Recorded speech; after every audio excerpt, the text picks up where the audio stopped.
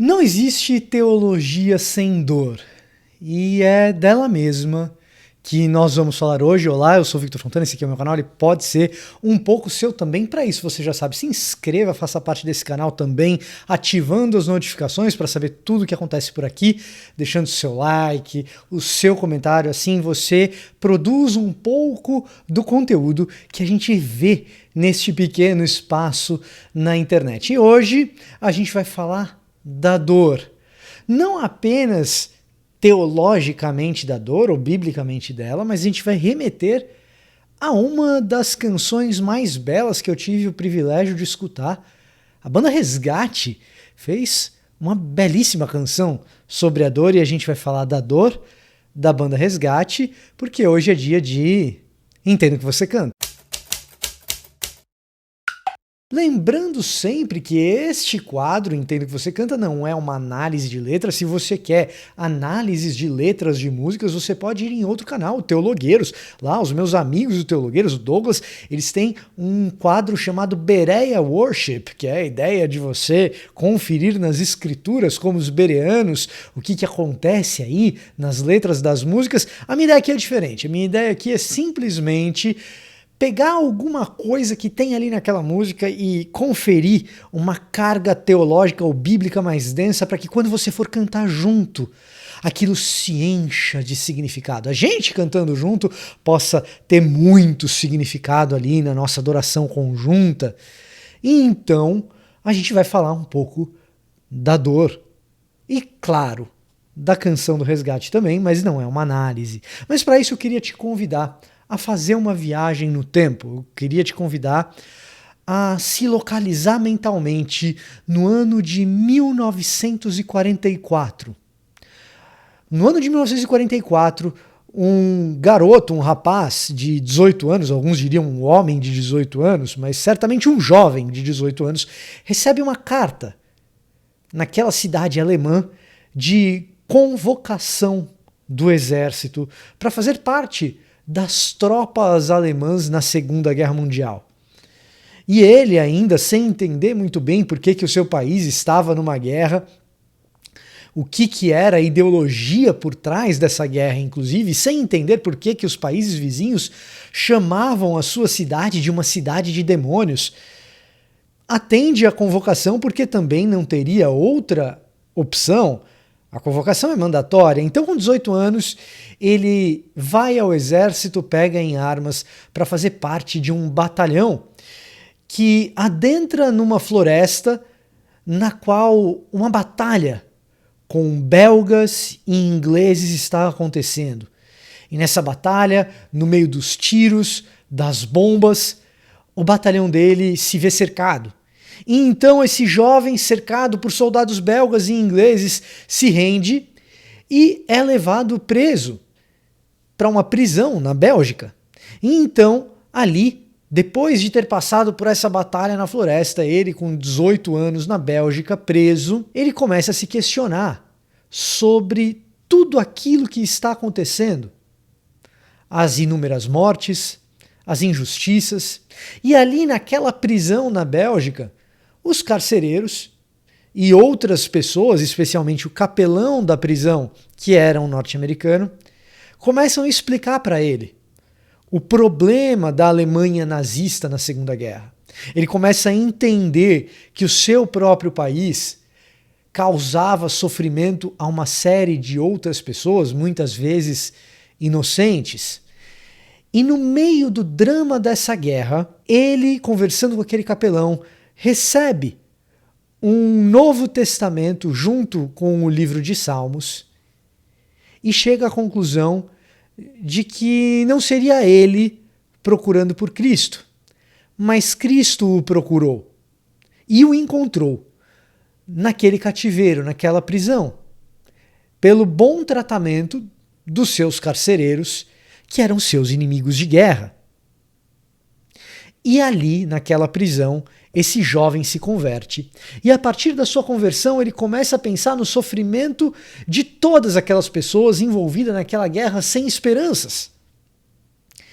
E a única conclusão que ele é capaz de chegar é a seguinte: eu não seria capaz de acreditar num Deus que permanecesse alheio à dor humana.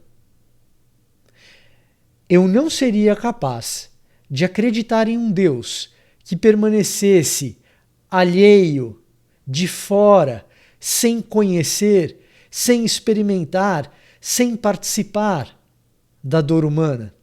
E essa ideia, fomentada na mente dele, enquanto ele vive esses anos de prisioneiro de guerra, como soldado alemão da Segunda Guerra Mundial, esses pensamentos, quando ele é finalmente liberto depois da guerra, voltam com ele para a Alemanha quando ele decide estudar teologia.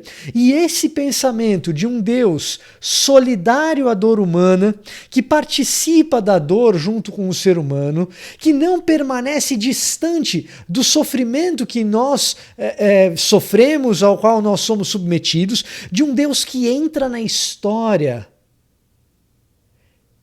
e na dor se torna semelhante a nós, essa solidariedade da cruz povoa os pensamentos desse jovem para que ele mais tarde escrevesse aquele que seria um dos maiores clássicos da teologia do século XX.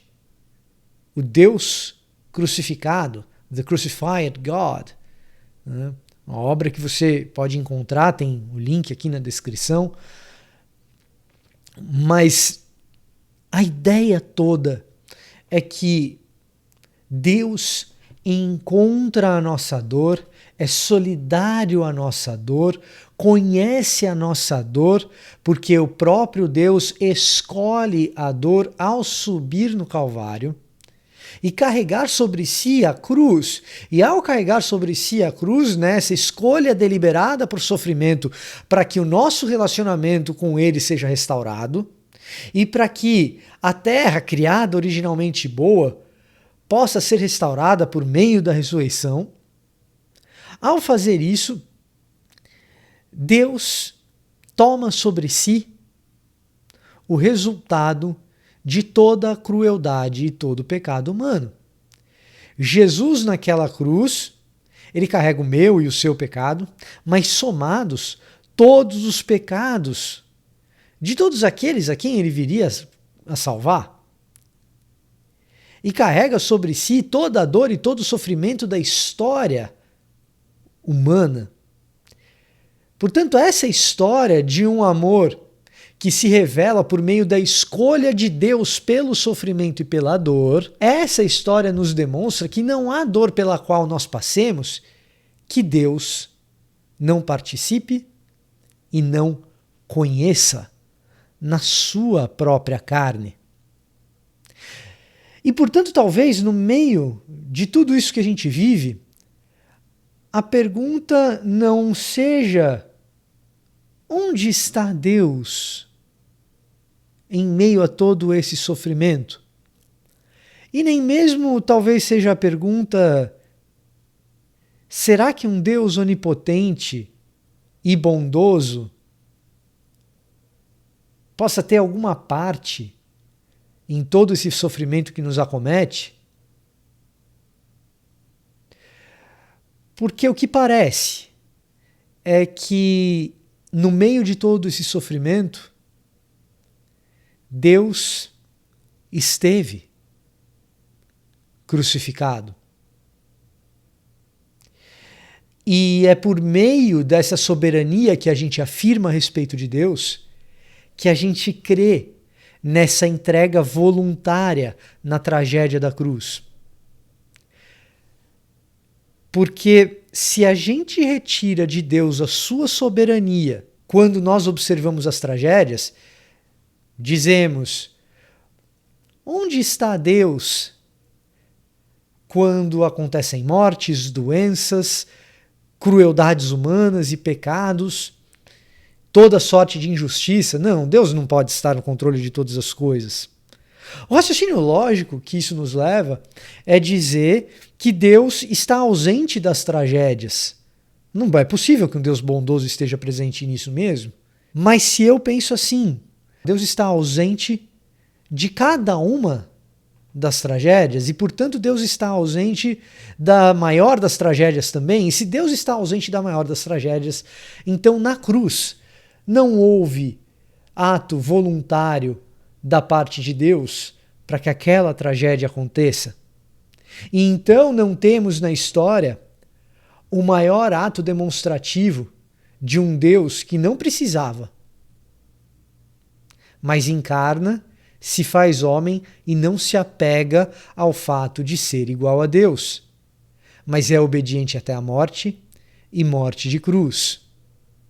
Um Deus soberano precisa estar na equação de um ato voluntarioso de amor maior do que qualquer outro, como diz o próprio Jesus. Que amor maior há do que dar a vida pelos seus amigos? É essa dor que Deus sente que nos convida a nós mesmos sermos solidários à dor do outro. Assim como ele mesmo escolheu sentir a minha e a sua dor, e acredite, ele sentiu naquela cruz, eu e você somos convidados a escolher sentir a dor de quem está perto de nós. E assim, a dor é professor, como diz o Zé Bruno.